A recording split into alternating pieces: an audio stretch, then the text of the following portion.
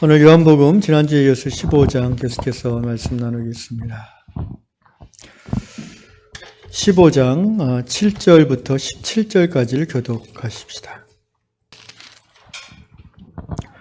너희가 내 안에 거하고 내 말이 너희 안에 거하면 무엇이든지 원하는 대로 구하라. 그리하면 이루리라.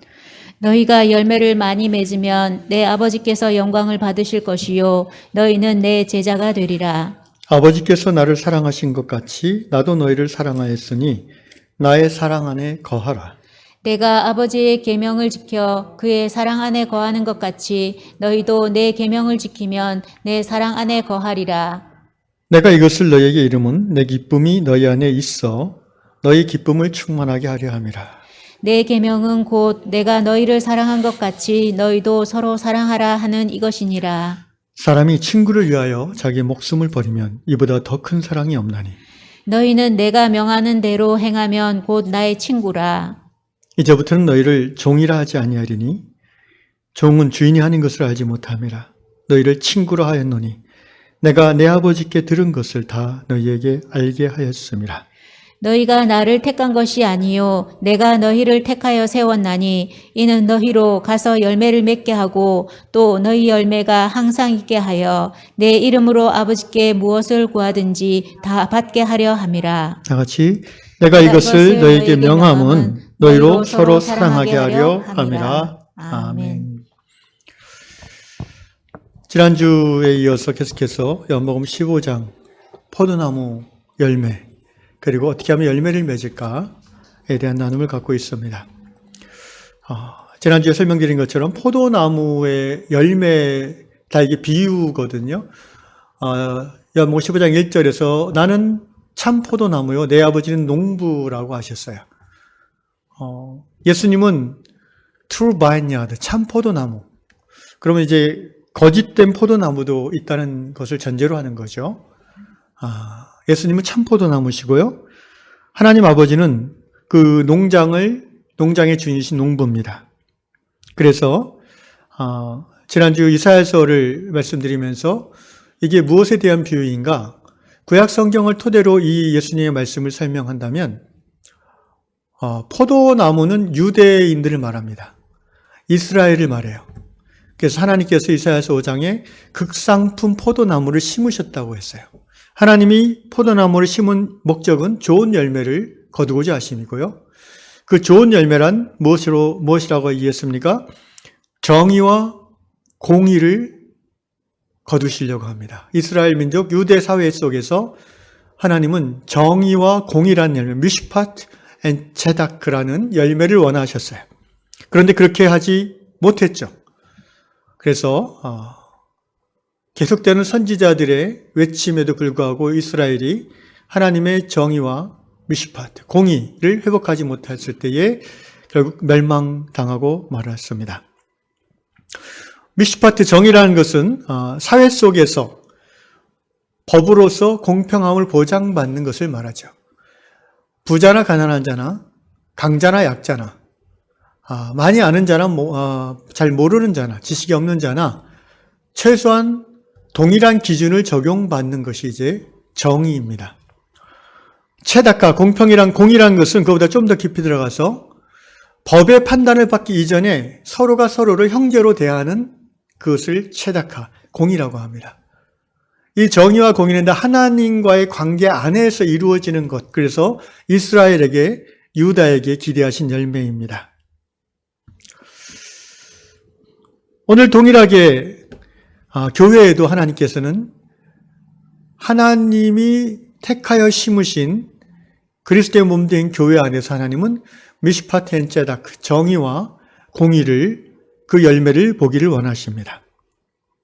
그래서 예수께서는 그러한 구약 선지자의 맥락 속에서 요한복음 13장에서 십자가에 달려 죽기 하루 전이신데 마지막 유언으로 말씀하신 새 계명을 주셨죠. 무엇입니까? 너희가 서로 사랑하라입니다.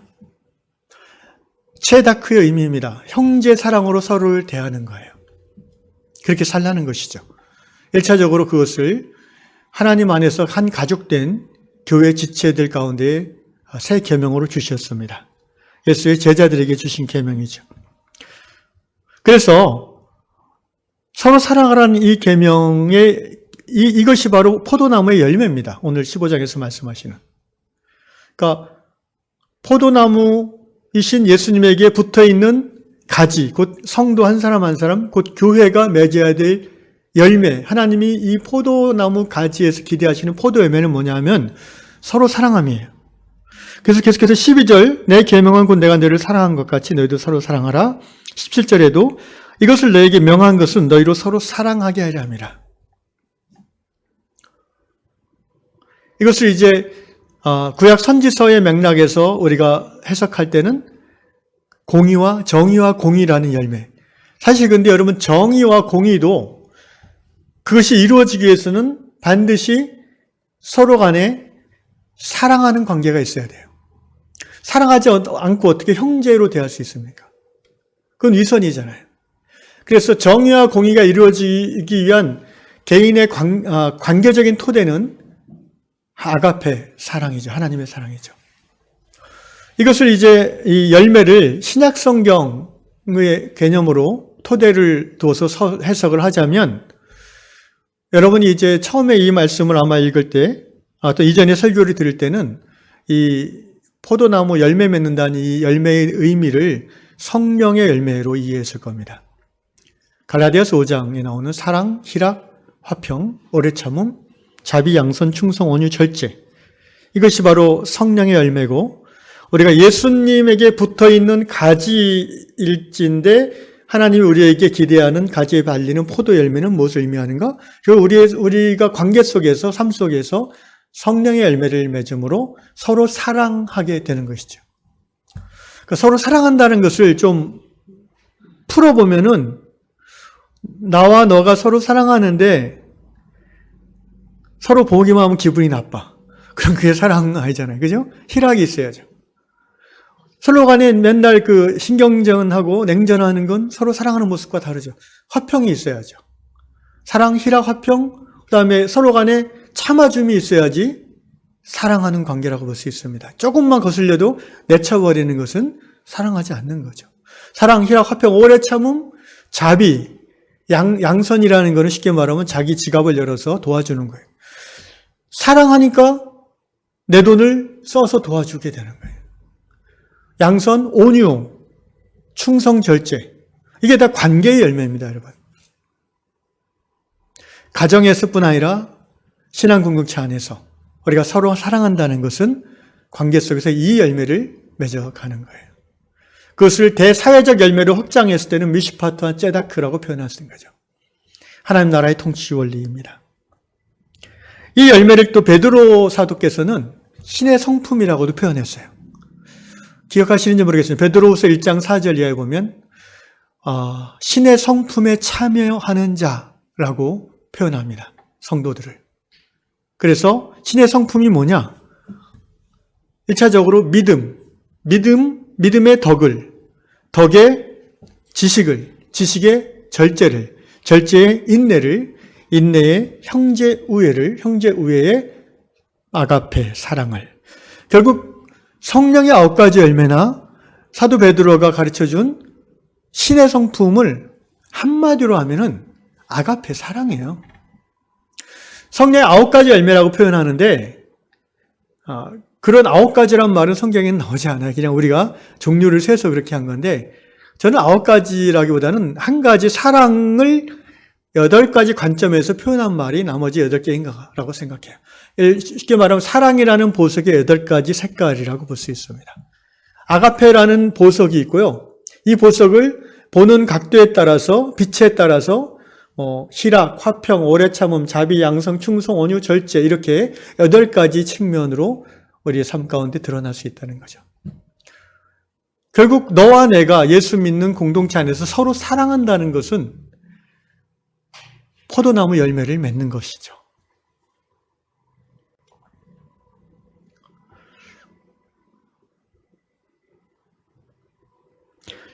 놀라운 말씀은요. 8절 보시면 같이 읽겠습니다. 8절 시작. 너희가 열매를 많이 맺으면 내 아버지께서 영광을 받을 것이요 너희는 내 제자가 되리라. 자, 제자는 어떤 사람인가? 이제 계속해서 제자에 대한 주제로 주일날도 말씀을 전한다고 말씀드렸는데 여기에도 제자라는 말씀이 나옵니다. 제자는 어떤 사람인가? 한마디로 열매 맺는 신자. 따라합시다. 제자는 열매 맺는 신자다. 그래서 우리가 열매를 맺는 결과는 뭐예요? 하나님께서 영광을 받으세요. 그러면은 우리가 지금까지 신앙생활하면서 배웠던 가장 중요한 교훈 중에 하나가 우리 인생의 목적이 뭔가? 하나님께 영광 돌리는 거잖아요. 아멘? 그럼 결국 하나님께 영광 돌리는 삶을 사는 게 우리 인생의 목적이라면 우리 인생의 목적은 열매 맺는 삶이다라고 바꿔서 얘기해도 되는 거예요. 결국 우리의 인생의 목적은 뭔가? 예수의 제자다운 삶을 사는 거다 이거죠. 어렵지 않습니다. 다 이렇게 연결되고 쉽게 통합니다. 너희가 열매를 많이 맺으면 내 아버지께서 영광을 받으실 것이요 너희는 내 제자가 되리라. 우리 요한공동체 안에서 서로 사랑의 열매를 맺으면 하나님이 영광을 받으십니다. 그리고 우리의 인생의 목적이 이루어지는 거예요. 그 사랑하는 그 대상이 넓든 좁든 간에 5명이 모여서 공동체를 이루고 사랑을 깊이 해도 하나님이 영광을 받으시고 50명이 모여서 그렇게 서로 깊이 사랑해서 열매를 맺어도 하나님이 영광을 받으시고 500명이 모여도 그렇게 영광을 받으시겠지만 일정 숫자 이상을 넘어서면 깊이 교제하기가 쉽지 않겠죠. 저는 그 숫자, 서로 깊이 성령 안에서 코이노니아를 누릴 수 있는 한 교회의 적절한 숫자를 100명 안쪽 또는 150명 많이 보면 안쪽이라고 봅니다. 그 이상이 되면은 대부분의 관계가 피상적이 되고 소그룹 안에서 자기가 어떤 좋아하는 또는 자기랑 친한 그런 그룹만 깊이 있는 사귐을 갖기 쉬운데 결과적으로 그렇게 되면 교회 안에 파당이 생겨나기 쉽습니다. 가능하면 7, 80명, 100명 이 정도가 특별히 현대사회에서는 적절한 한 교회를 이루는 숫자라고 저는 생각이 들어요. 그 정도 규모만 돼도 성경이 말하는 교회가 행할 수 있는 모든 일을 다 할 수 있어요. 이런 얘기를 하면은 목사님 그래도 10,000명 교회가 더 큰 일을 하지요. 여러분 숫자나 금액으로 봤을 때는 크다고 표현할 수 있지만 성경이 크다 작다 말하는 기준은 거기에 있지 않다는 것을 우리는 자꾸 되새겨야 합니다. 그냥 우리의 사고방식이 자꾸 세속화되어 있어가지고 뭘 보든지 큰 게 좋고 집도 크고 차도 크고 키도 크고 얼굴 빼고 다 큰 걸 좋아해요. 그러니까 자꾸 우리가 이 세상적인 사고방식으로 교회 안에서 관계 속에서 그렇게 생각을 하려고 해요. 이 세속화의 때를 자꾸 벗어버려야 돼요. 말씀으로. 하나님의 기준은 세상의 기준과 달라요. 하나님은 숫자 많이 모이는 교회를 이루시고자 하는 게 아니에요. 그게 목적이 되면 안 돼요. 만약 그게 교회의 존재 이유라면 예수님은 실패한 사역자예요. 그렇지 않습니까? 예수님은 많이 모아봤자 500명이었는데 그나마 그 500명도요. 승천하신 후에는 다 흩어져 버렸어요. 그래서 여러분 초대 예루살렘 교회 사도행전에 나오는 120문도라는 표현이 있잖아요. 초대 예루살렘 교회는 120명 정도였어요. 저는 그 숫자가 지금도 교회다운 교회를 이루기 위한 적절한 숫자라는 생각을 하게 됩니다. 어쨌든 열매 맺는 것이 우리 인생의 목적이다. 근데 그 열매가 뭐냐 한마디로 사랑이다. 참 사랑이란 말처럼 다양하게 쓰이는 말이 없는데 이 신앙의 세계 안에서 사랑이라는 말을 자꾸 쓸수록 이 말이 우리가 옛날에 생각했던 그런 사랑이란 말하고는 많이 좀 같은 부분이 있지만 많이 다른 영역이 있다는 것을 점점 깨닫게 됩니다. 여러분 서로 사랑하는 게 쉬워요? 어려워요? 괜찮아요? 대답해 보세요. 서로 사랑하는 게 쉬워요? 어려워요? 어렵죠? 예. 자기 식구 사랑하기도 쉽지 않죠. 그래서 나중에 우리가 제자 훈련하면은 이제 읽게 될 책 중에 하나가 이런 제목이 있어요. 제목 우리는 다르게 살기로 결정했다 이런 책인데 제목이 그 부제가 뭐냐면은 혼자 있으면 외롭고 같이 있으면 괴로운 사람들의 이야기 뭐 이런 거예요. 강도사님 혼자 있으면은 오히려 편해요? 외롭지 않아요. 그런데 또 누구 같이 있으면 괴로울 수 있어요. 그러니까 서로 사랑해서 같이 있으면 좋은데 그래 사랑하는 게 쉽지 않은 거예요. 그래서 생각해 봅시다, 여러분. 왜 사랑하는 게 어려울까? 한마디로 말하면 우리가 죄인이라서 그래요. 자기중심적이라서 그래요. 이기적이라서 그래요. 그리고 자기를 기준으로 판단해서 그래요. 만약에 하나님이 우리와 같은 존재라면 우리는 큰일 날 거예요. 당장에 죽을 거예요. 다행히 하나님은 자기중심적으로 판단해서 죄를 주시는 분이 아니기 때문에 한없는 긍휼과 사랑으로 우리를 대하시기 때문에 우리가 지금 살아있을 수 있는 것입니다. 하나님이 우리를 사랑하세요. 그래서 하나님은 사랑할 수 있어요. 하나님 우리보다 엄청 크시거든요. 그래서 우리 안에 이렇게 가시가 좀 쏟아 있고 이렇게 멀리서 보면 안 보이는데 가까이서 보면은 이 가시가 보여요. 그리고 막 이렇게 갈고리도 있어요. 손톱 밑에. 이런 것들이 가까이서 있으면 보여요. 근데 여러분 사랑한다는 거는 가까이 가는 거예요, 서로. 그래서 교회에서 성도들이 너무 사랑 안 하려고 그러는 거예요. 적당히 관계를 유지하는 거예요. 너무 깊이 들어가면 다칠까 봐. 그게 인간적으로는 일리가 있는 생각이에요. 그런데 하나님은요, 우리에게 깊이 들어오시잖아요. 우리를 그냥 이렇게 확 껴안으시잖아요. 자기 안에 우리를 집어넣으시잖아요. 하나님도 아프실 거예요. 왜? 우리가 너무 뾰족한 게 많으니까. 은혜 받을 때는 가만히 애기처럼 순하다가도 이제 은혜가 떨어지면 어떻게 해요? 가시가 팍 나와서 하나님을 찌르죠. 그걸 사도 바울은 예수님을 십자가에 다시 못 박는다라고 표현했어요. 그렇다고 해서 하나님 우리를 내치시나요? 그렇지 않죠. 하나님이 우리를 사랑하시는 그 아가페 사랑은 진짜예요. 우리가 서로 사랑하기 어려운 이유는 우리가 죄인이기 때문에 그래요. 그런데 놀랍게도 사랑할 수 있는 시작을 우리에게 이루어 주셨어요. 바로 포도나무이신 예수님에게 붙어있는 가지로 시작하게 하셨어요. 아멘? 이 말은 뭐예요? 하나님께서 우리를 예수의 피로 씻어서 포도나무 몸통에 붙여주셨다는 거예요.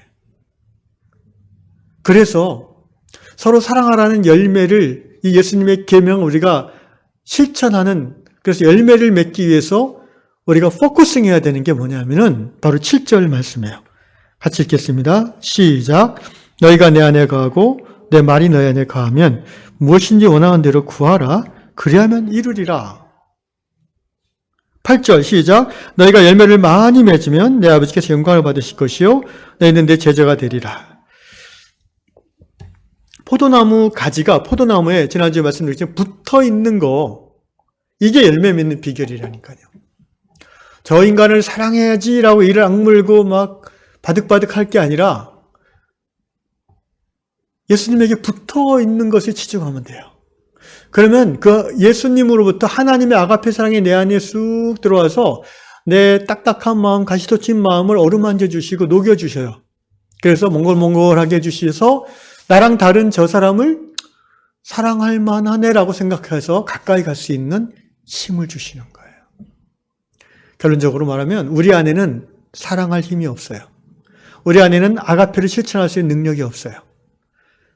그러나 우리가 예수님에게 붙어 있으면 포도나무 가지가 몸통에 붙어 있으므로 양분과 영양을 공급받아서 수분을 공급받아서 열매를 맺을 수 있는 것처럼 우리가 예수님에게 붙어 있기만 하면은 어느 순간 우리도 모르게 조금씩 아가페 열매를 맺는 거예요.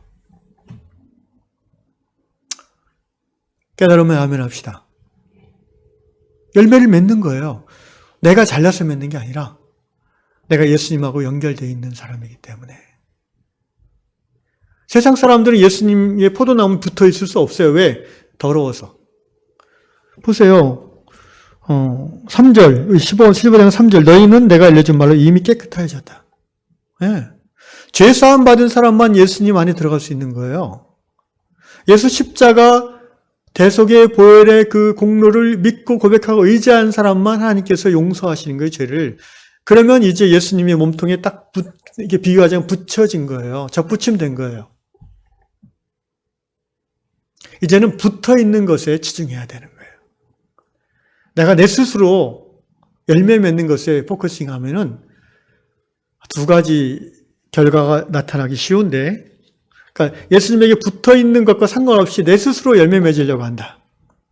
어떤 동기로든지, 사람에게 인정받으려고 하는 거든지, 아니면 장로 되려고 하는 거든지, 아니면 세상에 칭찬받으려고 하는 거든지, 어쨌든, 아니면 나는 이런 사람이야, 하하고 스스로 만족하려고 하는 것일지는 몰라도, 예수님에게 붙어 있는 것에 포커싱 안 하고, 열매 자체에 포커싱 하기 시작하면은, 두 가지, 잘못된 열매가 나올 수 있어요. 그걸 이제 들포도라고 하잖아요, 성경에서. 어떤 열매냐? 첫째는, 열매는 어떻게 보면 맺을 수 있어요. 열매처럼 보이는 것들이 보여요. 헌신, 충성, 봉사, 희생, 간이라도 빼줄 수 있지만 친절을 베풀고, 왜? 얼마나 훌륭합니까? 그런데 그것이 예수님으로부터 공급받는 그 힘과 에너지와 사랑으로서 하는 게 아니라 자기 걸 짜내서 하는 거기 때문에 첫째, 오래 못 가요. 나중에 가면 이제 본색이 드러나요. 지쳐요. 번아웃 돼요. 그래서 초신자들 중에서 막 열심을 품고 뭔가 막 몇 년 열심히 하다가 떨어져 나가는 분들 또는 완전히 이렇게 반대가 되는 분들이 있어요. 두 번째 열매는 뭐냐면은, 점점 교만해지기 시작해요. 뭔가 사람들이, 믿은 지 얼마 안 됐는데 이 집사님 대단하네. 이렇게 자꾸 총무도 하고, 부장집사도 하고, 이러다 보면요. 예수님과의 관계에 포커싱 하지 않는데 자꾸 이제 자기 노력으로 열매가 커지면 내가 좋은 일 하는 사람이지. 나는 훌륭해. 자꾸 스스로 이렇게 자기를 높이게 되는 거예요. 그래서 어느 순간 가면 그런 분들이 이제 교회에서 인정받고 높은 중직에 올라가면은 이제 거만해지기 시작해요. 누가 자기한테 자기를 안 알아준다 그러면 기분이 나쁜 거예요. 내가 말이야 이렇게 되는 거죠. 제가 옛날에 그분 지금도 생각나네. 제가 옛날에 목사 안수 받은 어떤 교회인데요. 창립 멤버의 여기 권사님이 원로 목사님 도와서 이 교회를 처음 한 2,000명 됐나? 교회가 그 정도 됐는데 그 자부심이 대단하셔서 하여튼 복도에서 언쟁하는 소리를 들었는데 제 귀에 딱 들은 한마디. 내가 누군데? 딱 이렇게. 내가 이 교회 창립 멤버야. 그때는 그냥 저 양반 좀 그러네 생각했는데 나중에 이제 말씀을 묵상하면서 생각해 보니까 그분의 아이덴티티가 그거인 거예요. 나는 하나님의 사랑받는 딸이에요. 이게 아이덴티티가 아니라 정체성이 아니라 나는 이 교회 창립 멤버야. 나는 이 교회 충성한 사람이야. 나는 대접받을 만해. 이런 거예요. 예수님과의 관계는 별로 이렇게 깊지 못할 것 같아요. 그러면은. 그래서 열매 맺는 비결은요, 다른 게 아니에요. 예수님과 딱 붙어 있는 거예요. 예수님과 붙어 있는 거를 여기서 지금 뭐라고 설명하시냐면은 너희가 내 안에 거하고 내 말이 너희 안에 거하는 관계라고 얘기하세요. 자, 내가 예수 안에 in Christ, 엔토 크리스토스라고 헬라어로 그러죠. 이게 바울 신학의 아주 독특한 깊이 있는 부분이죠. 그리스도 안에. 그러니까 내가 그리스도 안에 있다는 것은 뭘까요? 내가 사는 게 아니라 그리스도께서 내 안에 계신 그리스도께서 사는 거죠. 나를 통해서. 내 안에 계신 나를 구원하신 그리스도를 믿는 믿음으로 사는 게 그리스도 안에서라는 의미죠. 그러면은 내가 그리스도 안에 있기 때문에 환난을 당하거나 어려움을 당할 때에 그때에도 나는 그리스도를 붙잡을 수 있어요. 왜냐하면 내가 그리스도 안에 있기 때문에. 그리스도를 벗어나서 밖에 나와 있지 않기 때문에. 영광을 받고 누가 칭찬을 하고 막 높이 띄워줘도 나는 겸손할 수 있어요. 왜냐하면 나는 그리스도 안에 있기 때문에. 그리스도가 예수가 칭찬받고 영광 받으시는 거죠. 또 설사 내가 뭔가 열매를 맺는데 실패했어도 나는 떨어져 나가지 않아요. 왜? 나는 그리스도 안에 있기 때문에. 내가 하는 것이 아니라 그분이 하는 것이에요. 여러분 사역할 때 이 마음이 굉장히 필요합니다. 봉사할 때 이 마음이 너무나 중요해요. 뭔가 잘 되면은 내가 올라가는 것 같고 뭔가 실패하면은 내가 막 깎여지는 것 같아서 막 괴로워하고 그거는 그리스도 안에 있는 자세가 아니라서 그래요. 잘해도 하나님께 영광이요. 좀 못해도 하나님께서 감당하신다는 믿음을 갖는 거예요. 쉽게 말하면 이제 치유기도 할 때요.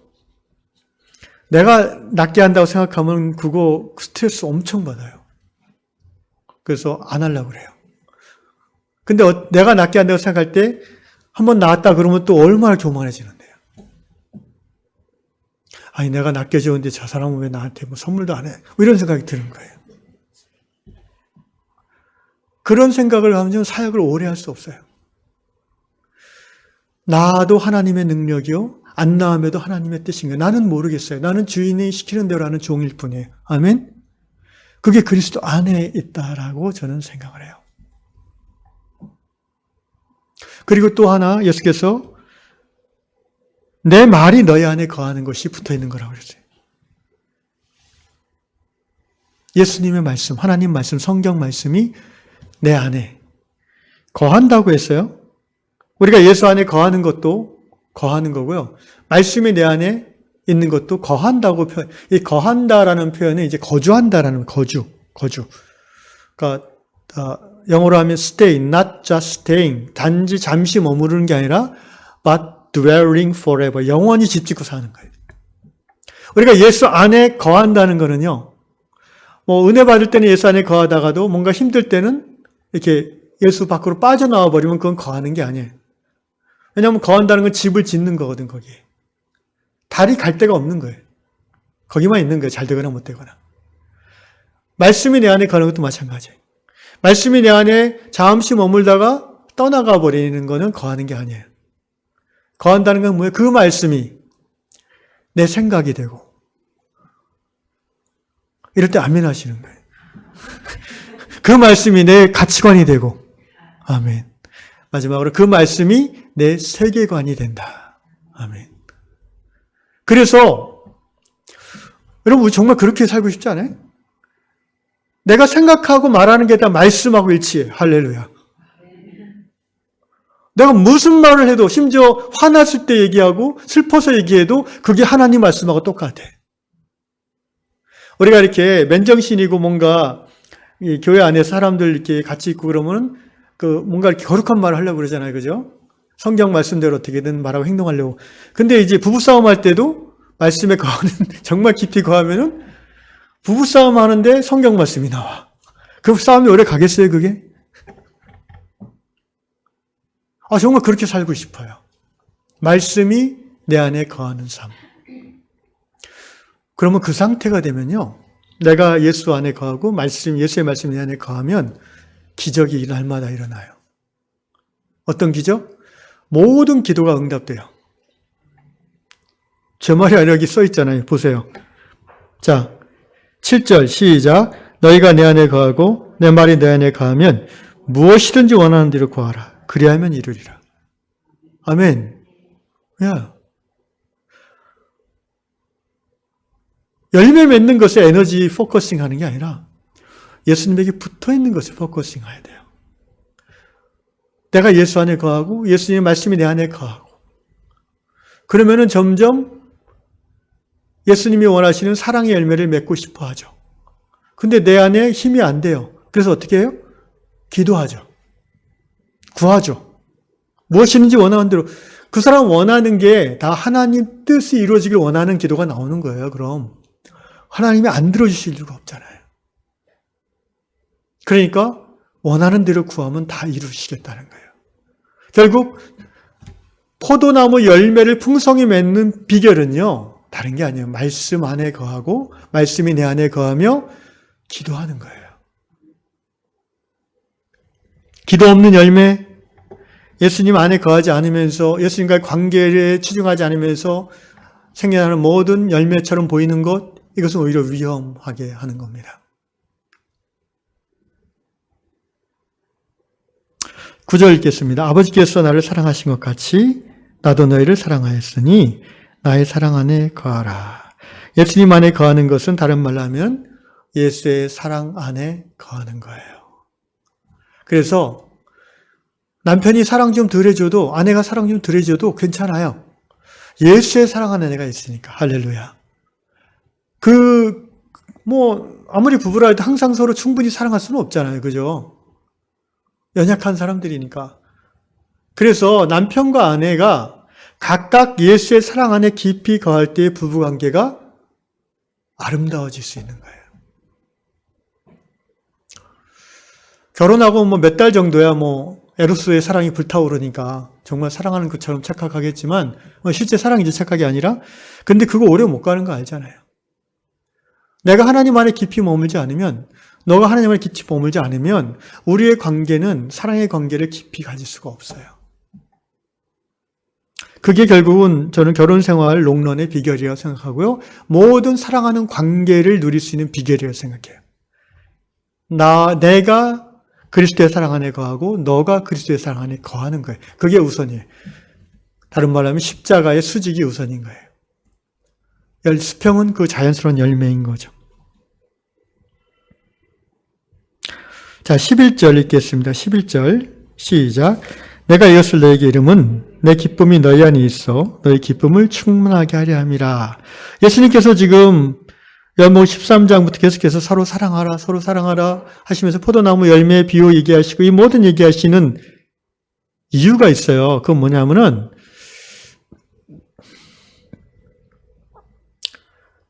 너희가 기쁨의 삶을 살게 하고자 함이에요. 우리가 기쁨의 삶을 살게 하고자 함이에요.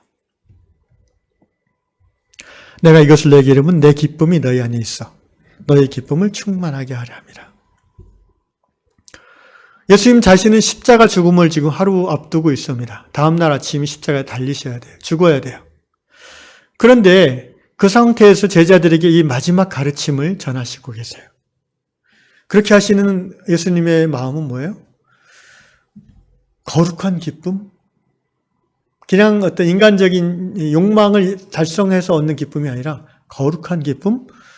어떤 잠깐 기뻐지고 마는 희열이 아니라 궁극의 희열. 세상 어떤 종류의 기쁨과 비교할 수 없는 영원한 최고의 기쁨을 제자들이 누리기를 원하시는 거예요.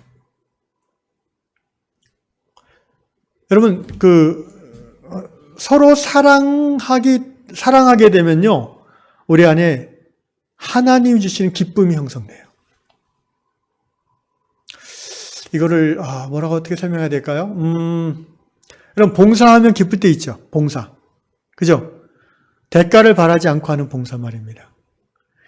어떤 때는 희생하면서 기쁘지 않아요? 섬기면서 기쁘지 않아요? 여러분, 그렇게 할 수 있는 존재는 인간밖에 없어요. 동물은 그렇게 못해요. 모성적, 본능적 사랑으로 그렇게 하는 경우는 있어도 그런 특별한 상황이 아니고, 그 모성애도 동물을 3개월이 못 가요. 그죠? 네? 보통 강아지 보세요. 그런데 사람은요, 나이가 어리든 젊든 나이가 많든 희한하게 뭔가 순수한 마음으로 이타적인 봉사나 희생을 하잖아요. 물론 좋아하지 않죠, 누구나. 근데 어떤 동기로 하게 됐어요. 하다 보면은 보람이 있고 기쁨이 있어요. 미국의 유명한 교회 중에 하나가 윌로우 크릭 커뮤니티 처치, 윌로우 크릭 공동체 교회가 있습니다. 빌 하이베스라는 목사님이 창립한 교회인데, 안타깝게도 지금 이분은 거의 은퇴를 앞두고 이제 좀 안 좋은 이유로 이제 나가게 됐는데, 어쨌든 이 교회가 미국의 미국을 대표하는 10대 교회 안에 들어가는 교회예요. 윌로우 크릭, 근데 이름이 커뮤니티 처치예요. 윌로우 크릭 공동체 교회예요. 공동체 교회. 근데 근데 이 교회에 제가 책을 안내를 한번 읽어봤는데, 빌 하베스 목사가 쓴 책이, 제목이 뭐냐면 섬김의 기쁨이라는 책인데, 이 교회 어떤 집사님 얘기예요. 이분이 이제 보험하는 분인데, 나이 늦게 예수를 믿고 이제 이 윌로크릭 교회로 전도돼서 가서, 이 윌로크릭 교회는 하여튼 봉사할 수 있는 부서가 굉장히 수백 개가 있대요. 봉사 파트가. 그래서 처음에 이제 새신자 교육 6개월 끝나면은 봉사 부서로 본인이 원하는 부서를 희망 써내게 해서 배치해 주는데 3개월 해보고 또 바꿀 수 있대요. 난 적성이 안 맞는 것 같아. 이게 그러면 이제 바꾸지. 그렇게 두세 번 해가지고 이제 한 두세 번째 나는 여기가 좋은 것 같아. 그럼 거기 이제 배치를 해 주는 거예요. 이 보험하는 남자분이 배치된 데는 노숙자 무료 식사 섬기는 그런 파티였어요. 그래서 이분은 토요일 날 오전에 아침 일찍 가서 한 12시까지 그 봉사를 하는 거예요. 처음에는 이분이 내가 왜 이걸 시작했나 이러면서 막 후회를 많이 했대요. 왜냐하면은 토요일 날 주말에 놀러도 가야 되고 늦잠도 자야 되는데 그걸 못하고 이제 하겠다고 해서 그냥 코가 깨가지고 하니까 얼마나 힘들어요. 아까 얘기했죠. 이렇게 붙어있지 않은 상태에서 뭔가를 하려면 굉장히 힘든 거예요. 근데 이분이 은혜롭게도 그 봉사를 하면서 점점 그 노숙자분들을 섬기면서 뭔가 마음에 보람이 생겼어요. 그러니까 아침마다 갈 때는 여전히 힘든데 전날 밤에 갈등하는데 갔다 오면은 굉장히 기분이 좋아지고 막 힘이 나는 거예요. 콧노래가 나오는 거예요. 이게 뭘까? 이분이 이제 생각하기 시작한 거죠. 그래서 그분이 뭐라고 했냐면 간증할 때 아무런 대가를 바라지 않고 봉사할 때에 참된 기쁨을 누릴 수 있음을 알았습니다. 이렇게 간증을 하더라고요. 그러니까 뭔가 보험 세일즈를 하면은 막 고객에게 이렇게 친절도 베풀고 정보도 알려주고 선물도 주고 그거는 이제 어떻게 보면 목적이 있는 베품이잖아요. 근데 이 노숙자분들을 섬기는 거는 뭔가 되돌려 받을 가망이 아무것도 없는 거야, 기대하는 게. 이분들이 보험을 들겠어요. 그 사람한테 뭘 하겠어요. 그래서 오히려 마음에 기쁨이 일어난다는 거예요. 그래서 이분은 이제 퇴직한 후에 완전히 그 부서를 전담해서 거의 일주일에 3일을 그 일을 총책임을 맡아서 하는 분이 됐어요. 오직 하나님의 형상을 담지한 인간만이 순전한 봉사와 섬김을 통해서 삶의 의미와 기쁨을 누리는 것입니다. 아마도 제 생각에 그분은 그 노숙자분들을 섬기면서 그 노숙자분들의 모습에서 예수님을 봤을 거예요. 예수께서 말씀하셨잖아요. 여기 지극히 작은 자 한 사람을 섬긴 게 곧 나에게 한 것이다라고 말입니다. 그리고 여기 예수님께서 이 말씀을 하셨어요.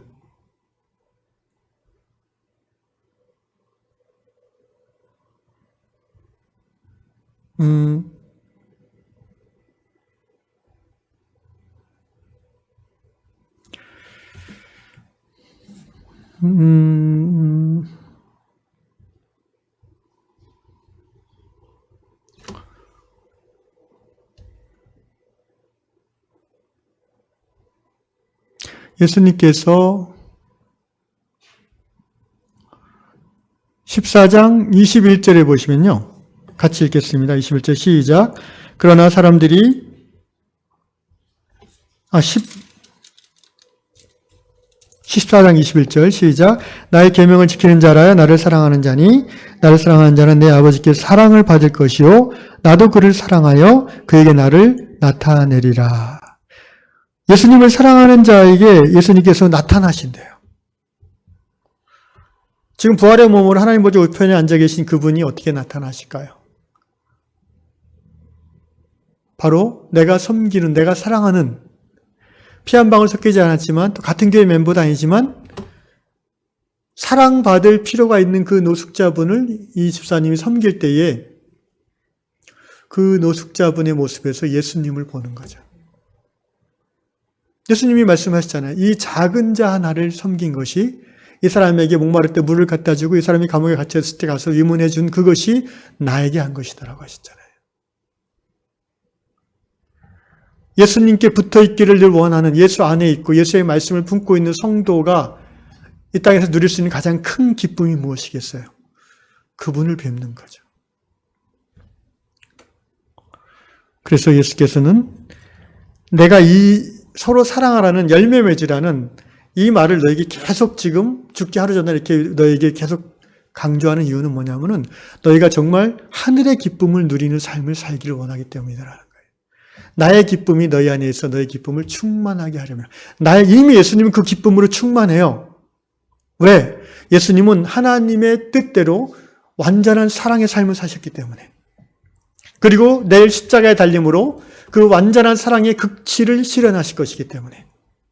자, 13절 읽겠습니다. 시작. 사람이 친구를 위하여 자기 목숨을 버리면 이보다 더 큰 사랑이 없나니. 예수님은 이 다음날 친구를 위하여 십자가에서 목숨을 버리셨습니다. 그 친구가 누구예요? 바로 이 자리에 있는 저와 여러분이고요. 지난 2000년 역사 속에서 예수를 믿고 구원받은 모든 성도들이고 하나님의 자녀들이 친구들이죠. 왜 친구라고 할 수 있을까요? 예수님이 15절에 말씀하셨잖아요. 이제부터는 너희를 종이라 하지 아니하리니 종은 주인이 하는 것을 알지 못함이라 너희를 친구라 하였노니 내가 내 아버지께 드린 것을 다 너희에게 알게 하였습니다.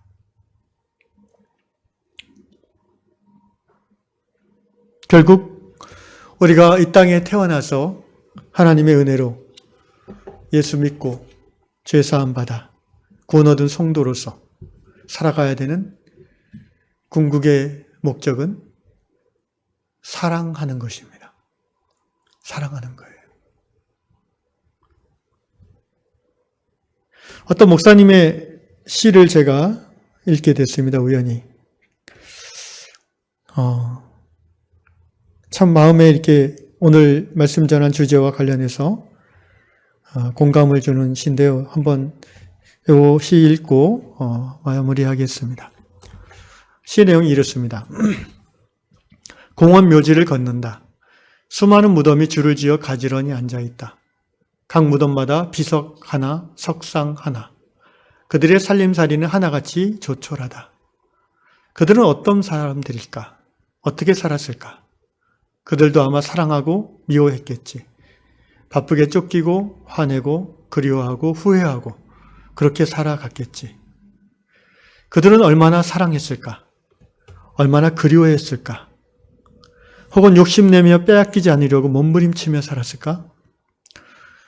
그도 역시 식당에서 밥이 늦게 나온다고 화를 냈을까? 차가 막힌다고 욕을 했을까? 많이 소유하기 위하여, 성공하기 위하여 밤늦게까지 일을 했을까? 자, 이제 남은 것이 무엇인가? 한 개의 비석, 한 개의 이름, 하나의 석상. 이것을 위하여 그는 그토록 수고했는가? 잠을 설치며 마음을 졸이며 살아왔는가? 그는 어떤 추억을 남겼을까? 가족들은 그를 무엇으로 기억할까? 그는 사람들에게 은총을 주었을까? 아니면 고통을 주었을까? 그들의 가족은 슬퍼했을까? 울었을까? 후회했을까? 동그랗게 채워진 묘지도 있고 아직 평평히 비어있는 묘지도 있다. 저 비어있는 묘지의 주인은 지금 어디 있을까? 무엇을 하고 있을까? 염려하고 있을까? 실망하고 있을까? 분노하고 있을까? 그는 자신이 이곳에 오는 것을 알고 있을까? 석상 위에 놓여있는 아름다운 꽃다발, 그는 고인의 누구였을까? 그는 고인으로부터 무엇을 추억할까? 그는 슬퍼했을까? 울었을까? 후회했을까? 그들은 지금 어디에 있는가? 그들이 아끼고 사랑했던 육신은 여기 있으나 그들의 영혼은 지금 어디에서 무엇을 하는가? 이제 나는 내 삶의 자리로 다시 돌아온다. 내 차례가 올 때까지 조금 더 정결하고 조금 더 사랑하고 조금 더 축복하며 조금 더 이 길을 걸어야 하리라. 나의 떠남이 사람들에게 영감의 시간이 되며 소망과 그리움의 시간이 될 수 있도록 조금 더 걸어가야 하리라. 행복한 죽음, 후회 없는 안식을 위하여, 후회 없는 이별을 위하여 오늘도 사랑의 길을 가야 하리라. 아멘. 예수께서 말씀하셨습니다. 사람이 친구를 위하여 자기 목숨을 버리면 이보다 더 큰 사랑이 없나니. 기도하겠습니다.